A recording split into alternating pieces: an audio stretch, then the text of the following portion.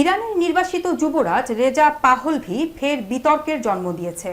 সম্প্রতি ইসরায়েলের সামরিক আগ্রাসনের পক্ষে অবস্থান নিয়ে তিনি নিজ দেশের জনগণের তীব্র সমালোচনার মুখে পড়েছেন। গত ২৪ জুন ইরান ইসরায়েল যুদ্ধবিরতির ঠিক আগে প্যারিসে এক সংবাদ সম্মেলনে তিনি বলেন, এটা আমাদের বার্লিন ওয়াল মুহূর্ত। তিনি ইরানিদের রাস্তায় নামার আহ্বান জানান এবং যুক্তরাষ্ট্রকে অনুরোধ করেন যেন তারা ইরানের সঙ্গে আর পারমাণবিক আলোচনা না করে।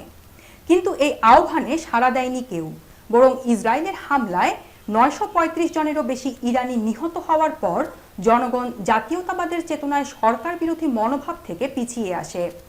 বিশ্লেষক ত্রিতা পার্সি বলেন, যখন আমাদের বাড়িঘরের ওপর বোমা হামলা হচ্ছিল তখন রেজা পাহলভি টিভিতে এসে ইসরায়েলের পক্ষে কথা বলেছেন।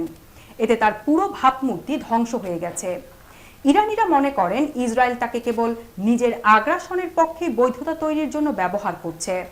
প্রসঙ্গত, রেজা পাহলভির দাদা রেজা খান ও বাবা মোহাম্মদ রেজা পাহলভি দমন পীড়নের মাধ্যমে শাসন করেছেন। অ্যামনেস্টি ইন্টারন্যাশনাল জানায়, তাদের গোয়েন্দা সংস্থা সাভাক রাজনৈতিক বন্দীদের ওপর বর্বর নির্যাতন চালাতো।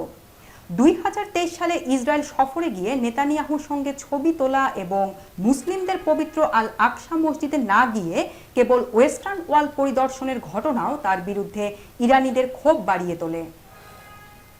এছাড়া যুক্তরাষ্ট্রে অনুষ্ঠিত এক বিরোধী দলীয় সম্মেলনে নিজেকে জোর করে নেতা হিসেবে প্রতিষ্ঠা করতে গিয়ে ভেঙে যায় alliance for democracy and freedom in Iran জোট।